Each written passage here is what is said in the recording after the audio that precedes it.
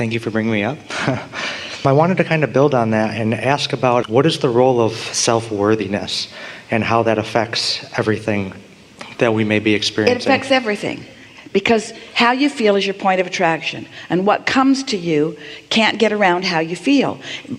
Even though you're asking, if you don't feel worthy, it's like you've got an umbrella up that's shielding it. So even though inspiration and ideas and all kinds of opportunities are flowing, you're kind of shielding yourself from them and not letting them in. But we want to explain worthiness to you in a way that you haven't thought of before, and in a way that is exactly the way that it is. And it's going to serve several purposes all at the same time. So just relax. This is going to make so much sense to you. So we've been explaining to you that you were source energy before you came into this physical body. Blah, blah, blah, blah, blah. You've heard it so many times. And that a part of you has come into this body, and you're sifting and sorting and coming to your own personal decisions and preferences and conclusions about things. And you're shooting these rockets of desires into this vibrational reality, and law of attraction and your inner being are gathering all those cooperative components. And so your wonderful life is gestating and becoming and getting ripe and ready for you to receive it. But at the same time that all of the things that you want relative to your life, your finances, your relationships, everything, at the same time that it's growing and getting ready for you, you must be vibrationally growing and getting ready for it. You can't be discouraged and be in the receptive mode of all of this wonderment that you have created.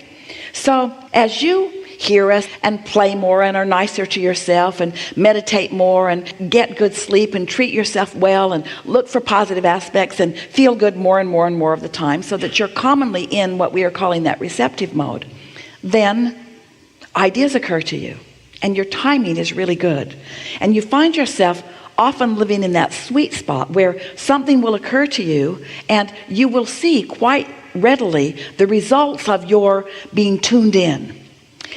Nothing gives you a greater sense of worthiness or well-being than to watch the universe knocking itself out to accommodate the things that you have asked for. But if you don't know how the laws of the universe work, so you're just sort of stumbling into happiness or stumbling into thought, and you're not doing it purposefully, then you often don't make the important association between the thoughts that you were thinking and the emotion that you were deliberately conjuring and the results of all of that. But when you went to bed at night and you deliberately said, I'm going to sleep well and I'm going to rest well and I love my sweet body and I'm thankful for this life experience, and tomorrow when I wake up, it's going to be a whole new day with a fresh start, and then you wake up and you breathe deeply and you feel glad for the day. And then you deliberately look for positive aspects and you tune yourself to the frequency of who you really are. And then you take it further by listening to one of the meditation CDs or deliberately doing something to tune yourself. And then you pay attention to the way you feel. And here's the newest piece that we've been giving you. You know how when you're driving, you have a sense of how to stay where you need to be. You don't try to occupy the same space that another vehicle is occupying. And when you feel the rumble strip under your right wheels, you don't deliberately just drive off into the bar pit. You align yourself back into your lane. You do it intuitively and wisely.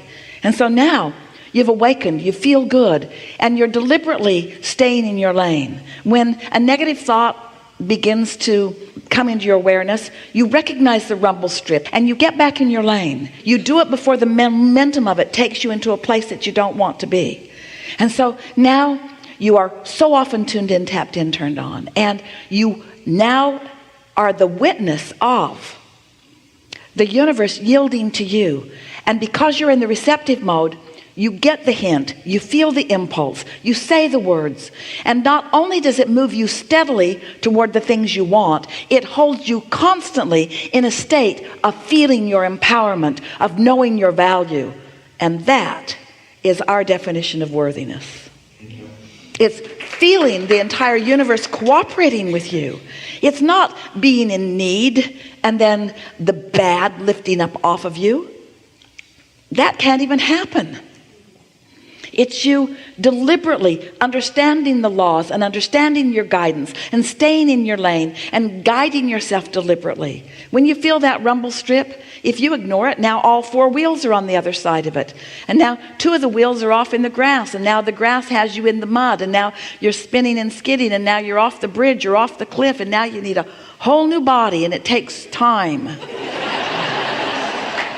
You see, where if you're paying attention to the rumble strip, which is the way we're describing negative emotion, and when you feel it, you don't condemn yourself, you understand it, you use it as a guidance that it is, then you stay in that sweet spot. And really, that's our definition of worthiness, is consciously and deliberately guiding thought in order to be a steady receiver of the well-being that Source is showering down all around you.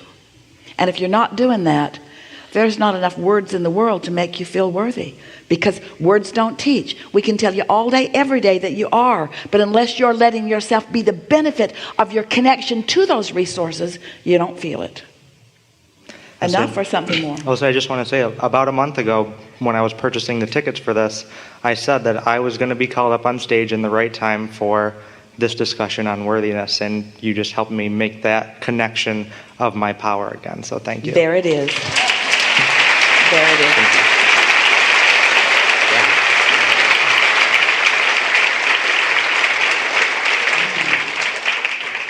You're going to love this. We all are going to love this. I was in the middle of a conversation with my sister, and I noticed that I do this thing. It comes to me very easily to be encouraging to another. Yes. So as soon as she says something self-deprecating, I say, no. And then I say what her inner being would be telling her. And then I notice that she feels instantly better. And I can do this well, it's good if they feel instantly better, because that means they were not so far away from it as their words might be implying. Yeah. Because if they are far away from it, they won't be able to hear your words. And when they're that close, they could be hearing their own inner being words, you see. Yeah, it's the power of influence also. Yes.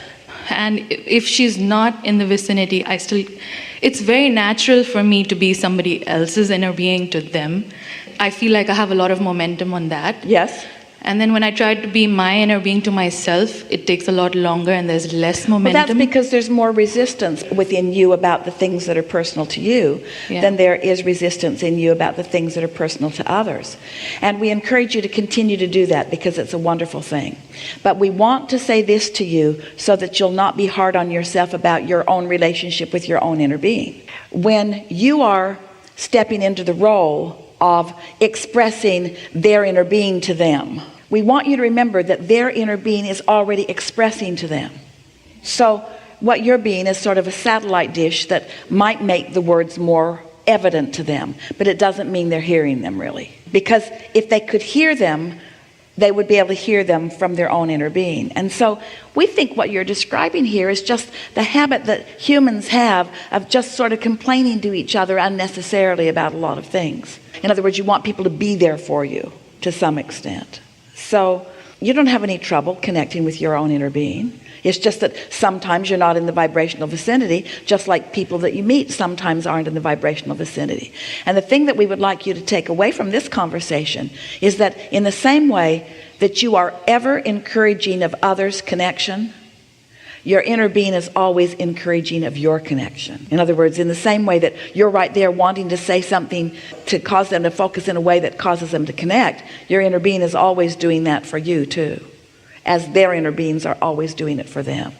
We really don't want you to take upon yourself the responsibility of cheering other people up. That sounds odd, doesn't it? But the reason is because they usually cheer you down. I struggle with that a lot, actually. That's getting to the, I use the word struggle, so that's getting to the core issue, which is I somewhere feel like I make myself smaller and the other is more important, like their connection is more important than mine, so I'm not letting in whatever's in my vortex. We think you're over-evaluating that, because we don't think that's what it is at all. We simply think it's easier to help them than it is to help yourself. because their issues of resistance aren't as great to you as your issues of resistance are to you. There's just more momentum with your own and less momentum with theirs. And you're an uplifter to the very core of your being. In other words, it's natural to want to uplift, because this is a room full of uplifters. And in your effort to uplift, this is the distinction that we want you to take away from this conversation, and it will serve you forevermore. Understand the difference between empathy, which is where you are focused with them and their feelings are so strong that you begin to identify with them and feeling some of theirs, and that unconditional love, or that true compassion of seeing them in this moment as the source within them sees them. We've been talking about, and you've been following, how your inner being is right there in every moment, looking with you at whatever you're looking at, and having a very clear perception of it or opinion of it. And so your inner being is always right there. So you just want to be sure, or as sure as you can be, that you're looking through the eyes of your source before you attempt to uplift another. Because if you are, then you're in the replenishing mode. And anything that they've got going on, you're just replenishing yourself. You're just replenishing yourself. You're replenishing yourself. But if you're not, if it's their problem that has attracted you, now, while you're giving them the words, and while the words might even be helping them a little bit, you're not replenishing yourself at the same time. That's why you can only take so many of those in a day. Yeah. Really good conversation.